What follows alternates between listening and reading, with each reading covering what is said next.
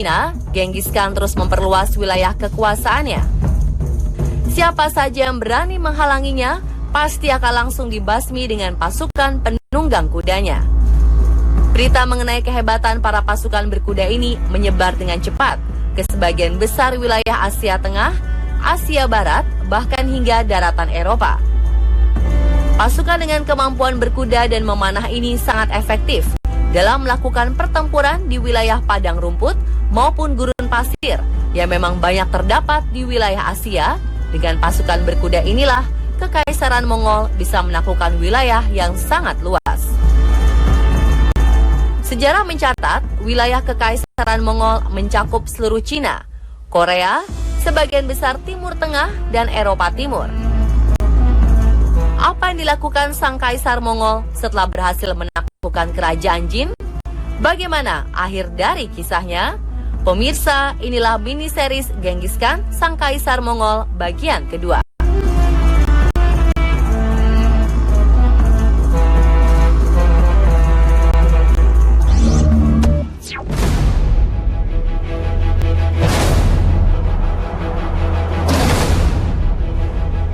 Sang kaisar ingin memperluas daerah kekuasaannya. Pasukannya mulai merangsek ke daerah Timur Tengah. Awal invasi Kekaisaran Mongol di Timur Tengah dimulai dengan serangannya ke kerajaan Khwarezmia yang berada di wilayah Persia. Awalnya mereka hidup berdampingan dengan Kekaisaran Mongol, hingga muncul suatu kejadian yang dikenal dengan peristiwa Utrar. Saat itu, salah satu panglima kerajaan Khwarezmia menyerang dan membunuh para pedagang Mongol dan mengambil harta mereka. Keserakahan sang panglima inilah yang menyebabkan kerajaan Khwarezmia harus membayar mahal. Mendengar berita tersebut, Genghis Khan sendiri yang langsung memimpin ratusan ribu pasukan berkuda Mongol menyerang kerajaan Khwarezmia. Pertempuran hebat pun tak terhindarkan, mengingat bahwa saat itu kerajaan Khwarezmia merupakan salah satu kerajaan besar di wilayah Persia. Dengan keahliannya menyusun strategi dan kepiawaian prajurit berkudanya dalam bertempur, akhirnya Genghis Khan dan ratusan ribu pasukan berkudanya berhasil mengalahkan kerajaan Khwarezmia. Mereka menawan panglima kerajaan tersebut. Dari beberapa catatan mengatakan bahwa panglima kerajaan Khwarezmia tersebut dihukum dengan cara menuangkan logam panas ke kedua matanya. Ambisi Genghis Khan untuk menguasai dunia semakin menjadi-jadi. Ketika mengetahui bahwa salah satu cucu kesayangannya tewas dalam pertempuran, Genghis Khan terus melanjutkan pertempurannya hingga ke seluruh wilayah Timur Tengah. Konon pada saat itu, akibat serangan yang dilakukan bangsa Mongol ke Timur Tengah, populasi masyarakat Timur Tengah sampai berkurang hingga 10%.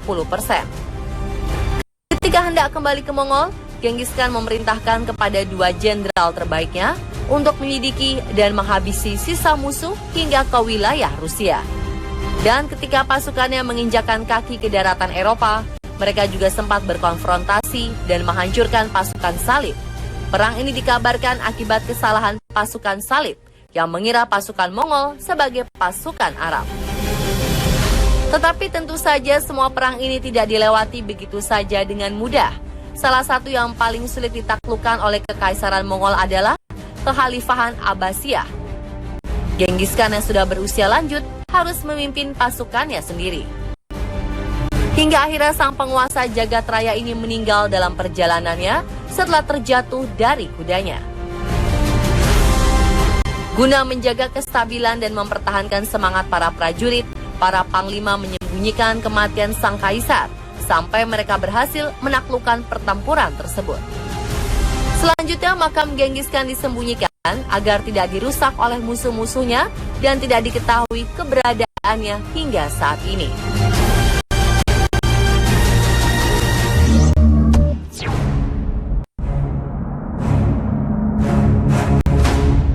Pasca meninggalnya Genghis Khan, tampuk kepemimpinan Kekaisaran Mongol dipegang oleh Ogode Khan. Ogode Khan merupakan anak ketiga dari Genghis Khan. Ia dipilih oleh ayahnya karena sikapnya yang rendah hati. Sifat ini berbeda dari yang dimiliki kedua kakaknya yang sombong dan gemar berperang satu sama lain.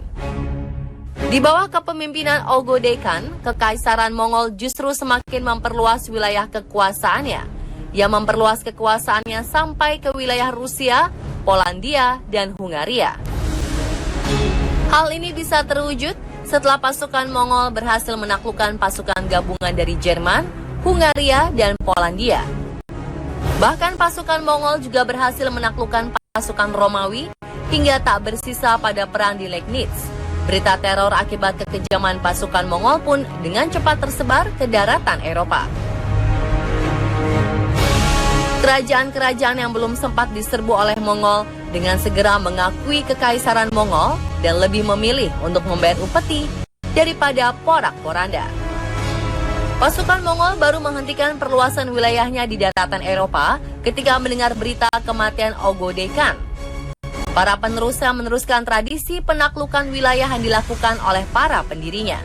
Namun yang disayangkan adalah pada akhirnya wilayah-wilayah kekaisaran Mongol semakin menyusut. Hal ini dikarenakan kebudayaan dari kekaisaran Mongol tidak mengakar kuat di setiap wilayah jajahannya. Mereka hanya menekankan pendekatan militer, sehingga banyak dari wilayahnya yang memberontak dan membebaskan diri.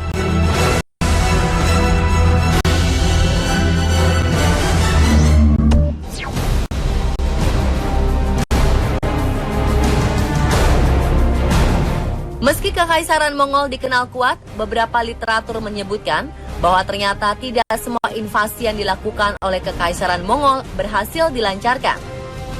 Beberapa serangan juga pernah tercatat sebagai sebuah serangan yang gagal. Serangan gagal yang pertama adalah serangan ke wilayah Jepang. Pasukan Jepang berhasil memukul mundur para prajurit Mongol. Namun setelah serangan itu, Jepang memutuskan untuk membayar upeti kepada Kekaisaran Mongol, sehingga mereka mengalihkan serangannya dari Jepang ke wilayah Asia Tenggara. Di bawah kepemimpinan Kubilai Khan, yang merupakan cucu dari Genghis Khan, pasukan Mongol juga pernah berusaha menyerang ke Pulau Jawa yang saat itu dikuasai oleh Kerajaan Singosari. Serangan ini lalu dimanfaatkan oleh Raden Wijaya untuk mengalahkan Kerajaan Singosari. Ketika Kerajaan Singosari runtuh, kemudian Raden Wijaya berbalik memukul mundur pasukan Kerajaan Mongol yang pada akhirnya Raden Wijaya mendirikan Kerajaan Majapahit.